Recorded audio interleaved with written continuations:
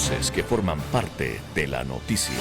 Retomamos el análisis de la información política, sobre todo en las precandidaturas presidenciales, a propósito de algunos movimientos de las últimas horas, como la salida de la cancha de quien fuera ministro del Interior y expresidente de la Asamblea.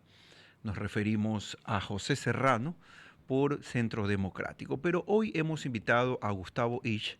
Él es consultor político y experto en comunicación y en campañas electorales, para hablar, analizar a 3 candidatos más de esta lista, larga lista de candidatos. Doctor Ish, buenos días y bienvenido a Así Amaneció.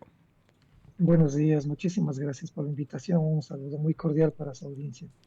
Estamos ahora abocados a poder analizar al Movimiento Amigo, la lista 16, al Partido Socialista, la lista 17, y al Movimiento Pachacutic de la lista 18. Empecemos, doctor Ish, hablando de Juan Iván Cueva, el candidato de la lista 16, y quien sí es más conocido, su compañera de fórmula, mucho más conocida, Cristina Reyes, con un pasado social cristiano muy, pero muy largo. ¿Qué posibilidades hay aquí? Bueno, desde una perspectiva estadística y considerando todo lo que se necesita para ganar una elección, le hace recursos económicos, estructura en territorio, una organización política que es la que sustenta esa estructura en territorio, no son solamente los chats en redes sociales o las plataformas digitales, sino gente real que pueda apalancar estas propuestas a nivel nacional, y luego el manejo de una estrategia de comunicación política adecuada que no sea solamente guiada por la publicidad o por el marketing.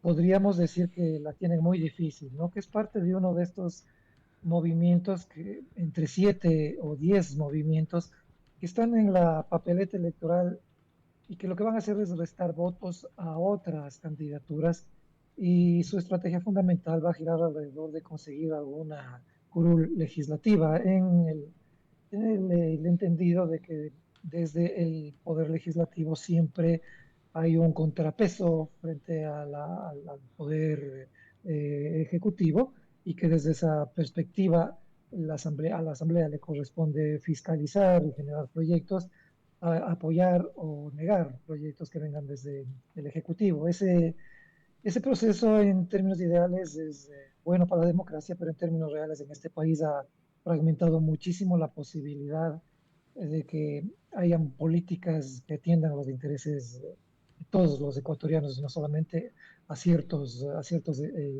intereses muy particulares. El partido amigo, Acción Movilizadora Independiente, generando oportunidades, un título muy largo y muy parecido al de Guillermo Lazo, ¿no? Con Movimiento Creo, que significaba igual, creando oportunidades. Cobijó en la elección anterior a la candidatura de Bolívar Armijos y quedó en último lugar. Esta candidatura, y con Cristina Reyes, es más potente evidentemente que la de Bolívar Armijos, pero personalmente considero que son muy pocas las probabilidades que tendrá para superar la intención de voto, que oscila alrededor del 1% en este momento.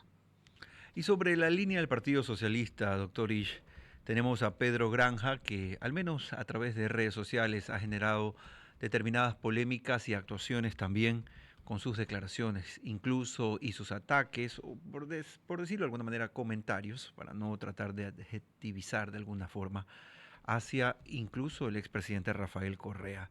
A él lo acompaña Verónica Silva, y el Partido Socialista, que no ha tenido mayor representación en los últimos años, los coloca como sus cartas.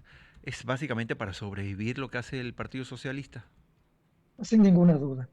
El Partido Socialista, con Pedro Granja y Verónica Silva, es el partido más antiguo de la izquierda ecuatoriana, pero muy debilitado desde hace algún tiempo, como usted bien señala, ¿no? En 45 años desde el retorno a la democracia, ha conseguido 39 curules, ha sido eliminado 4 veces de la competencia presidencial y básicamente logra resultados aliándose con líderes de otros movimientos o con otras organizaciones políticas.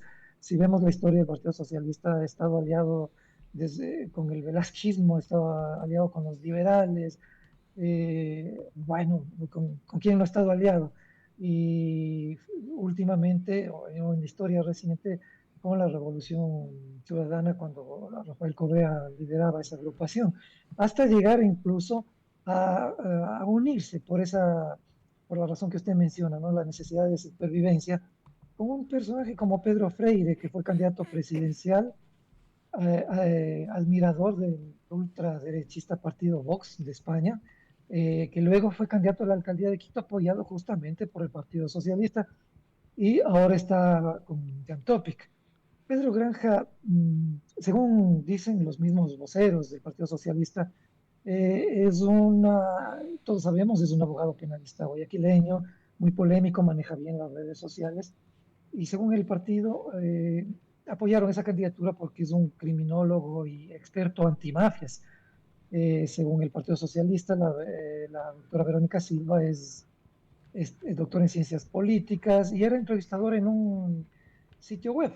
Es decir, el más interesado para que se consolide una alianza con el centro político y la izquierda era Pedro Granja, y ese es un espacio, una esfera representada por Pachacuti y la Unidad Popular, que sabemos que hasta la fecha no ha podido generar esa alianza, porque Pedro Granja conoce y sabe que solamente tenía posibilidades desde esa alianza, y fuera de ella, quizás lo que va a lograr es restarle votos básicamente a las candidaturas de la Revolución Ciudadana en este momento, y no creo que tampoco tenga buenas posibilidades. El Partido Socialista tampoco tiene un manejo en territorio o una estructura territorial que le pueda apoyar en la campaña, y es un tiempo muy corto para que esto ocurra.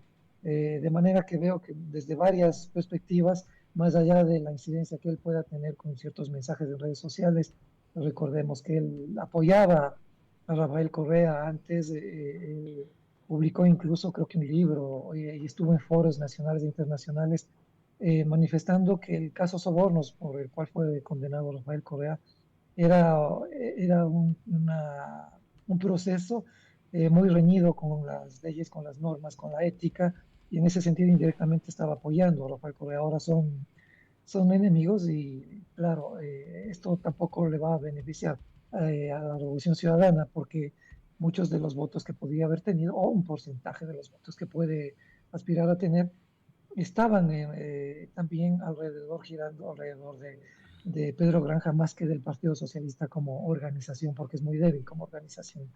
El movimiento Pachacutic apuesta por un candidato presidencial, líder de las movilizaciones indígenas más sonadas de los últimos años, pero también un personaje muy polémico dentro de la política nacional, Leonidas Issa. ¿Podría demostrar Leonidas Issa que realmente goza del respaldo de toda la comunidad indígena y que pueda captar el electorado mestizo de alguna manera, acompañado Leonidas Issa de Katiuska Molina? ¿Habrá alguna esperanza de que resurja políticamente Pachacutic? Muy difícil también. A ver, en las últimas elecciones, Pachacuti ganó 4 curules en el legislativo, cuando en la anterior administración, y gracias al arrastre que generó la presencia de Guadalupe Llori y de otros líderes de ese movimiento, tuvo unos resultados mucho más importantes, ¿no? Este, es interesante que en este momento estamos atendiendo a las personas que están candidatizadas y no a las propuestas que esgrimen esas candidaturas. Eso es algo que les está pasando prácticamente a todas, quizás con 2 o 3 excepciones. Si uno mira la propuesta que desde las movilizaciones que usted bien menciona en el 19 y en el 21 apalancaron la declaratoria y el liderazgo de la CONAIE en las huelgas nacionales, y que logró una alianza espontánea de muchos otros sectores, movimientos sociales y de ciudadanos de clase media y de sectores más deprimidos, es una plataforma con reivindicaciones muy importantes, muy interesantes para el conjunto del país. Pero claro, el sesgo de ser un candidato indígena y de haber liderado movilizaciones que terminaron en actos sumamente violentos le resta posibilidades. Él apela como movimiento social a la incidencia en territorios donde se asientan pueblos, nacionalidades indígenas, montubios, cholos, afros y a los sectores de clase media más deprimidos por la crisis económica, el desempleo y la desatención al frente social que el país está viviendo. Pero en realidad el tema pasa, y yo creo que en ese sentido la imagen de Leonidas Diza es la de un dirigente formado políticamente muy radical frente a las políticas neoliberales y también muy doctrinario, es decir, muy dogmático, aparentemente incluso influenciado por el mariateguismo, ¿no? Que es una interpretación del socialismo que se originó en Perú y que a inicios de los 70 este, fue el detonante para que se estructure una organización que hizo tanto daño a la democracia como Sendero Luminoso, ¿no? De lo cual todos sabemos. Él tiene una formación política que tiene una tendencia hacia esos dogmas, hacia esas condiciones.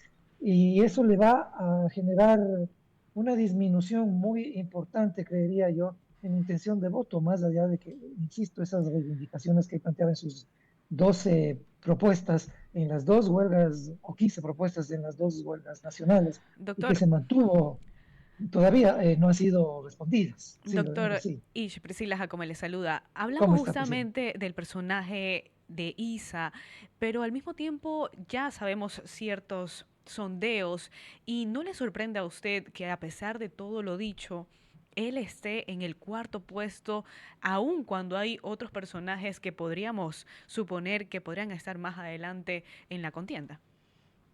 Podría ser, en una campaña electoral pueden pasar muchas cosas, pese a que el tiempo, el calendario electoral es corto, la situación del país es sumamente grave. Miremos solamente algunos datos, ¿no? O sea, el presidente, el que es el candidato presidente, como en su tiempo Rafael Correa era el candidato presidente, y que tiene una gran posibilidad de gestión a través el aparato estatal, ¿sí?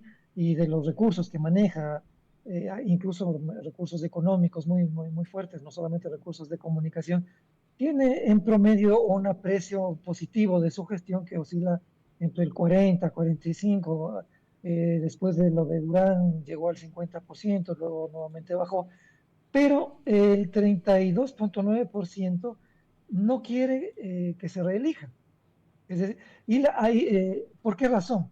Porque en el mandato del actual presidente, sabiendo los ecuatorianos que era un gobierno de transición y que muchas cosas de las que prometió en campaña no se iban a poder cumplir, pero sí tenía la oportunidad de hacer algunos o de realizar algunos temas muy importantes para contener el desasosiego de amplios sectores de la ciudadanía golpeados por el desempleo, por la negligencia frente a los sectores estratégicos. Miremos lo que ha pasado con uno de los sectores estratégicos o dos, los apagones eléctricos. Le generaron al país 12 millones de dólares por hora en pérdidas, no al gobierno, a todos nosotros, al país, a la industria. Lo mismo con la extracción minera ilegal, que está generando un impacto ambiental insostenible ya en la Amazonía y en el Napo. Se han invertido entre 15.000 y 20.000 millones de dólares en la última década para los sectores estratégicos. ¿Dónde está la mejoría en la economía, en el frente social, en la generación de empleo, de inversión extranjera o inversión nacional aquí en el país? No lo vemos. Y lo que tenemos es una publicidad anclada a una gestión que más bien en el día a día contradice a los ecuatorianos en temas de inseguridad, en temas de endeudamiento, en los que acabo de mencionar solamente como ejemplos. Eso puede generar una ampliación, un crecimiento del voto alrededor de una propuesta más crítica, de un liderazgo más fuerte, que apele precisamente a ese descontento ciudadano y que podría eventualmente encarnar Leonidas Issa por una ventaja adicional de una investigación que se realizó en escucha social, es decir, en redes sociales, y que generó los pronunciamientos de 390.000 personas, el diálogo de 390.000 personas en este mes de agosto. 375.000 de esos diálogos hablaban y correlacionaban a los políticos con corrupción e inoperancia. Eso no le pasa a Leonidas Issa. Leonidas Issa tiene una mala imagen por la violencia que se desató en las dos huelgas nacionales, pero insisto, la plataforma reivindicativa de Issa es muy interesante. Lo que pasa es que no es bien comunicada. La gente de clase media no la conoce y no digamos de otros sectores sociales. Queremos agradecer al doctor Gustavo Isch, consultor político, experto en comunicación y campañas electorales, por estar con nosotros, revisando, como lo hemos prometido, 3 candidaturas más, 3 binomios más, que buscan de alguna manera intentar convencer al electorado de cara a las próximas elecciones del 9 de febrero. Anote bien esa fecha, domingo 9 de febrero, los ecuatorianos volveremos a las urnas para elegir a un nuevo presidente o presidenta de la República o reelegir al que tenemos. Faltan 6 meses. Hagamos la cuenta, estamos agosto, ahora, sea, septiembre, octubre, noviembre, diciembre, enero. Sí, 5 meses, porque de ahí 5 meses y medio ya. Para y ser la campaña exactos. oficialmente empieza en enero. Exactamente. Pero sabemos todo que la campaña ya empezó. Sí, ya está.